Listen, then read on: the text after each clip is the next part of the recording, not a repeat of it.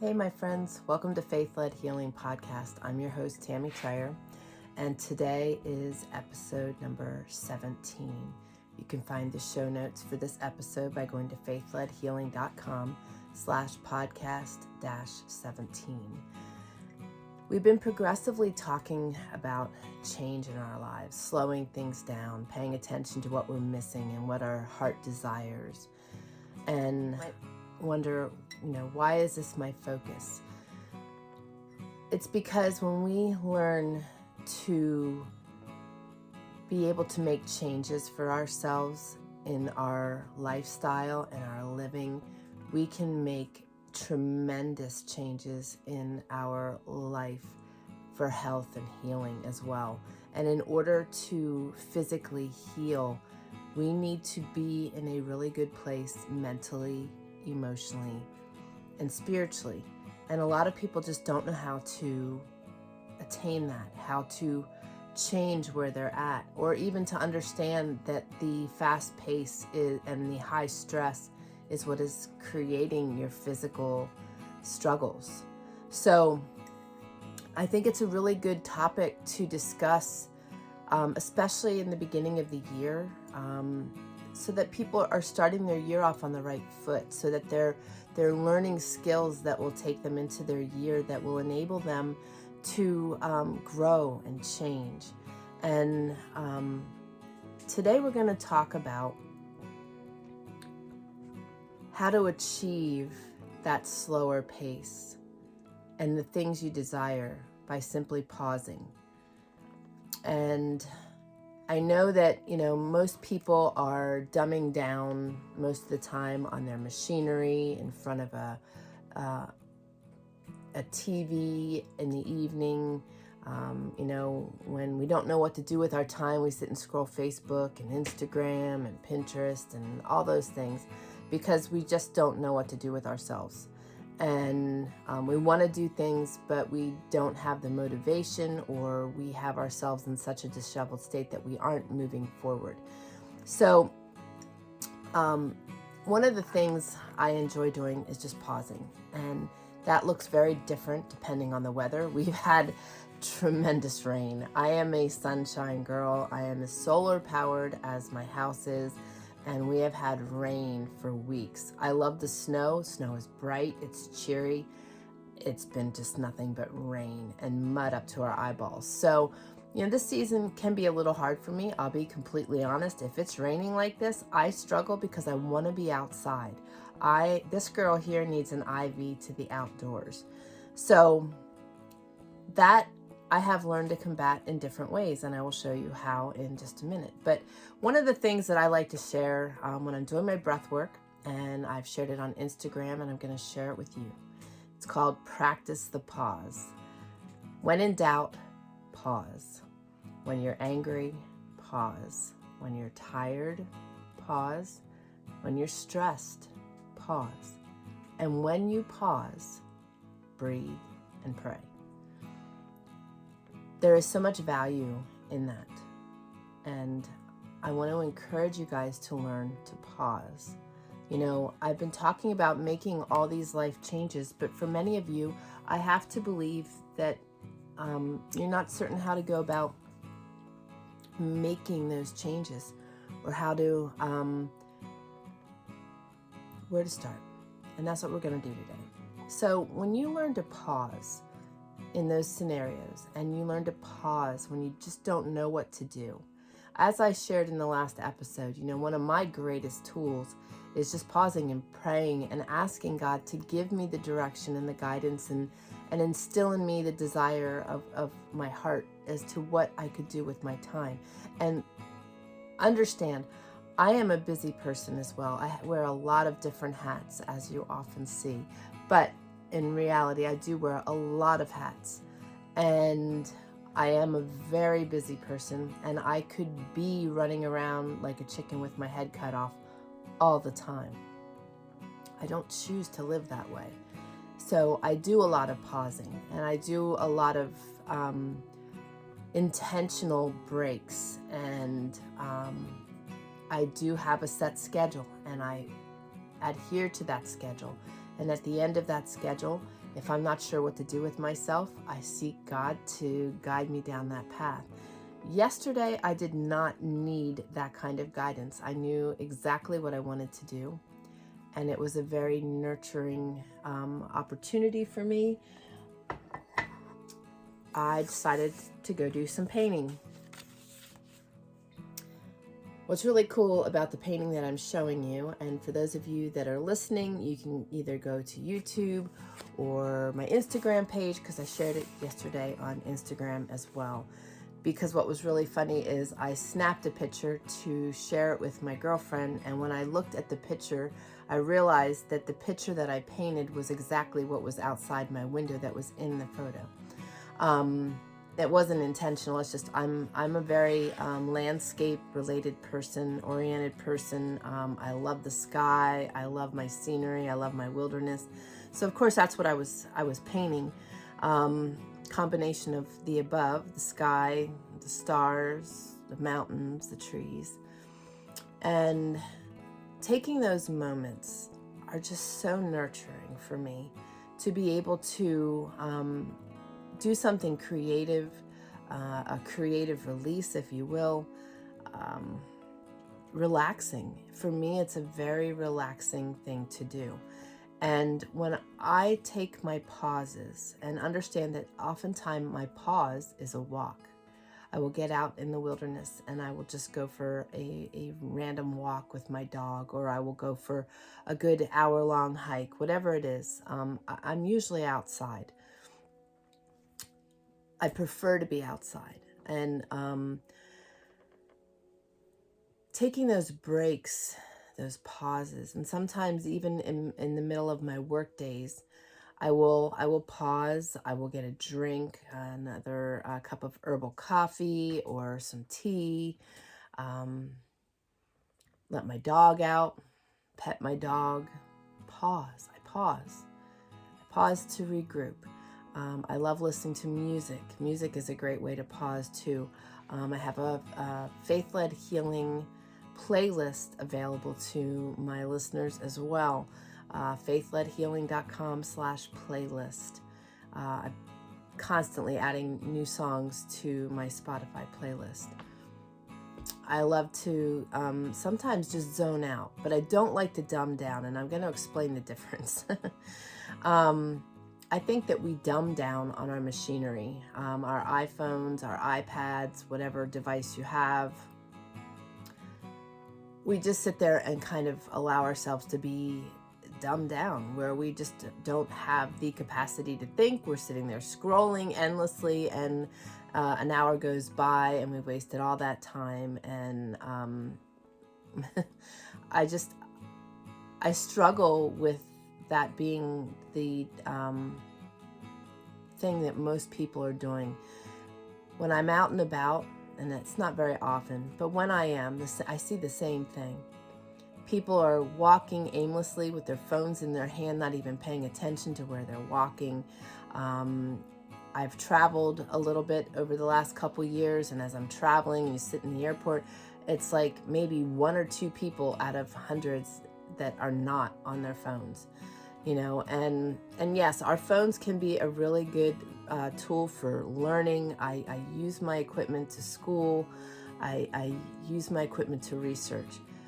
But when it comes to balancing ourselves and creating new patterns, I think our phones are the absolute worst thing that we can have in our hands, because they zap our brains. They truly do. The EMFs that are coming off of our phones, many people don't feel it because they're so used to it. I feel it because they affect me bad. And when I was in my healing journey, I was so affected that I couldn't even be anywhere near technology and equipment.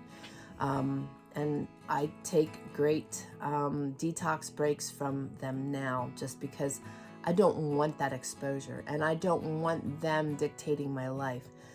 I don't know about you guys, but one thing that we really experienced for ourselves here, we live off grid. And when we built our first homestead, we lived in a canvas wall tent for 8.5 months while we built that home. We had a small solar setup and we had a generator, and that was how I kept my web clients in communication with them, and I was able to do the work for them while we were doing that. But the majority of the time, that equipment wasn't on. Our phones didn't work out here. They still don't. We don't have cell service out here. And we were disconnected. We were focused on building our home. And that was one of the most amazing times in my life. I woke up with dirt underneath my feet. I'd go out in the fresh air and I would make our breakfast in an outdoor kitchen. It was just so gratifying and just so rewarding. And when we moved to this location, again, raw land, we lived in a tent for 3.5 months, I think it was, 3.5, 4 months, while we built our tiny home. And, we milled all the lumber. We'd get up every day, feet on the ground, and work all day long. And, it was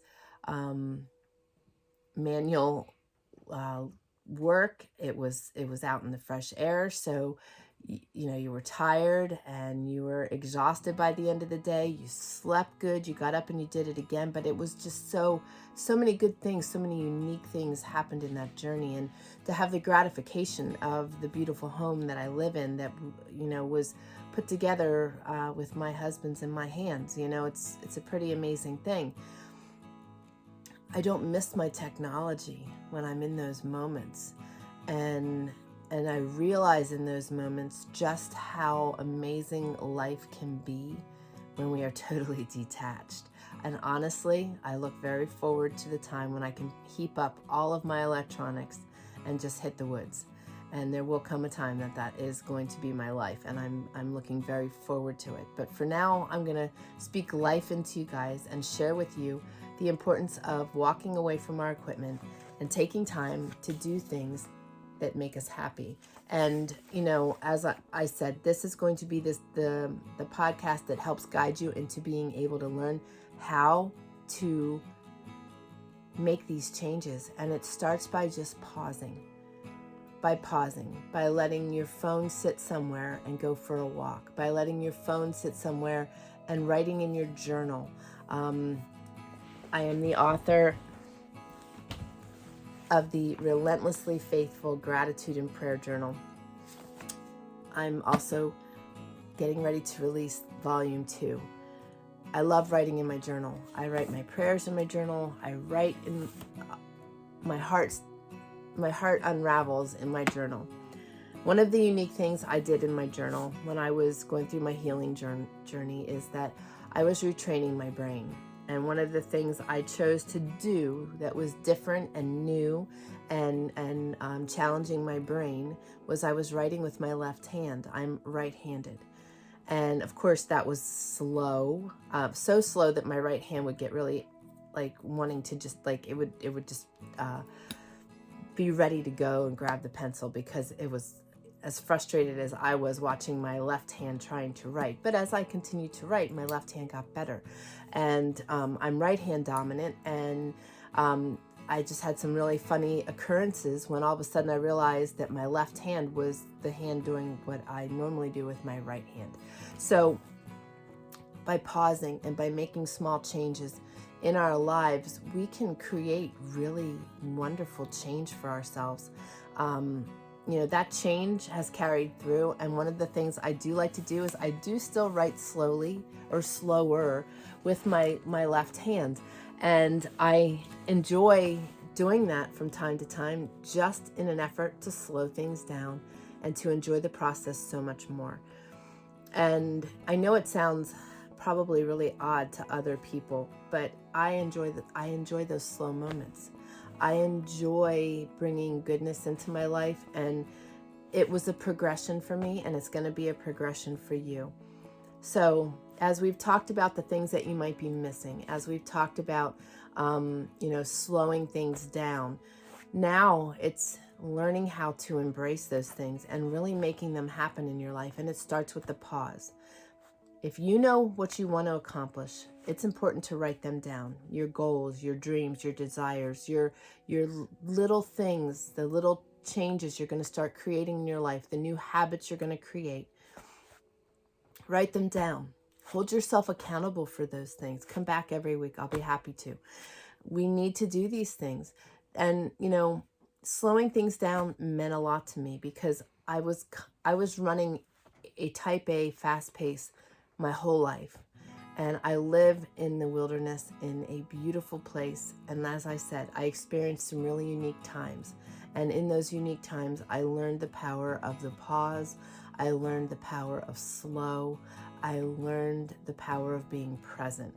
And I want to encourage you guys to learn those things because there are things that you learn in the fast pace, but there's also so much we miss.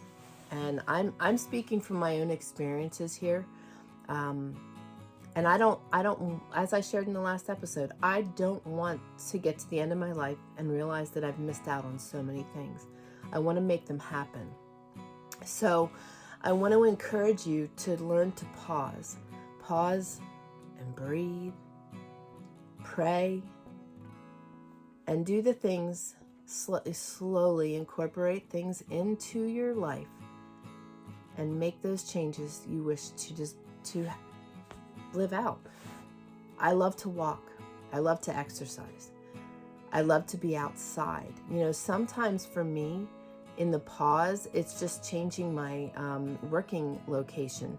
In the summer months, I am like camped out on my porch much of the time. There are times where we get a little mosquito ridden, so I'm chased back inside because they love me. But that's one of the pauses that I make. Sometimes I'll start off in my working spaces where I have room to work and things won't get blown away in the wind. And then I pause, I gather my things, and outside I go, and I'm in the fresh air. I've been on conference calls already where there were 3 deer 10 feet in front of me as I'm talking on Zoom. I have a family of quail, 12 quail, that come in, and I'll be sitting and they'll be hanging out with me. If you're on my Instagram page, you saw that I'm the chipmunk whisperer. I pause. The chipmunks are down eating below me. I will pause and go sit on a bucket and sit right in the midst of where they're feeding, and they end up in my hands. They end up on my shoes. I don't want to miss those things.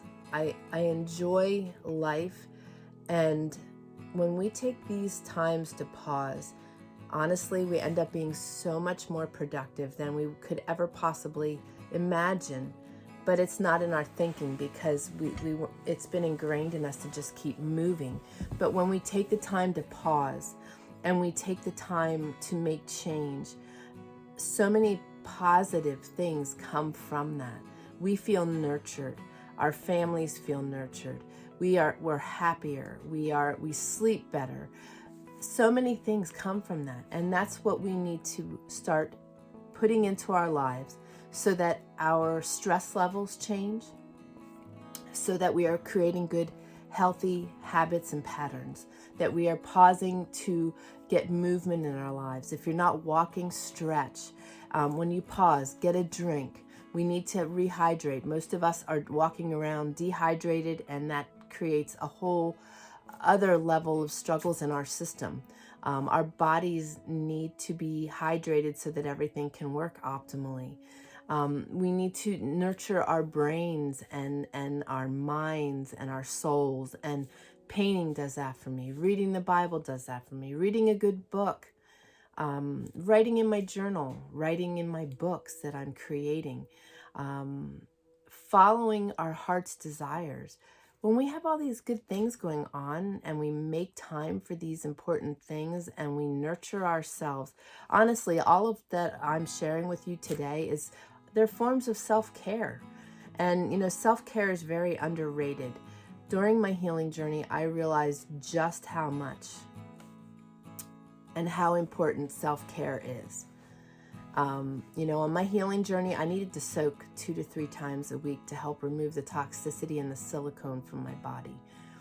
And, for a lot of people, taking an hour out of your schedule every other day can seem really overwhelming, but you know what? I used my time wisely when I was in there. I would read books, I would research things, I would use that time wisely, but I was also nurturing myself. And all of the self-care that I did has brought me to this place, going from completely flat on my back and immobile and dysfunctional and major brain fog to this place of just longevity and happiness and joy and a good life. And all we need to do is just slowly implement these things, taking time and pausing and creating these things in our lives, creating the gaps, learning that it's okay to take 15-minute breaks, learning the importance of taking those 15-minute breaks. I am self-employed. I have been self-employed since 1997, and I have to be disciplined to run the businesses that I run. But at the same time, just like you who might be working in an office, we do get breaks, and we need to utilize those breaks, and we need to take good care of ourselves so that we can be the best version of ourselves, not just for our families, but for ourselves. And a lot of people think it's selfish when I say that I put God first and then I put me next. Not my spouse, me. And that's not out of ignorance. That's not out of pride or anything like that. I put myself next so that I can be the absolute best version of myself, so that when I am serving my spouse and my children and my friends and my clients and my audience, that I am the best version of myself. So often we neglect ourselves. Most people put themselves at the bottom of the list, and that's exactly where you're at, the bottom of the barrel, tapping out of an empty saucer and an empty cup. And that's not a good place to be. It's just not. We're not doing anything good for ourselves or for others at that place. And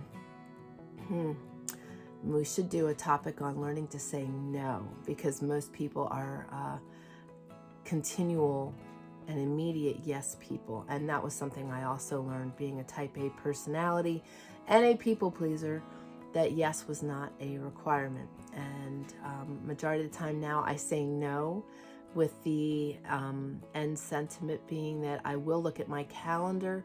I'm thinking not right now, but I will look at my calendar, and if it's something that is good for me, I'll let you know, because I don't jump into anything anymore, because that was one of the ways that I was tapping myself out and overloading myself. So don't keep yourself at the bottom of the barrel. You need to be at the top so that you can be serving out of a full saucer and a full cup. It's so important. It's so important. So taking the pauses is what you need to start with. Pause and implement good things, and just slowly implement more good things, and remove what isn't serving you. So that's my message for today. I hope this was helpful. I hope you could glean something from this, and I look forward to seeing you on the next episode. You guys take care, and God bless.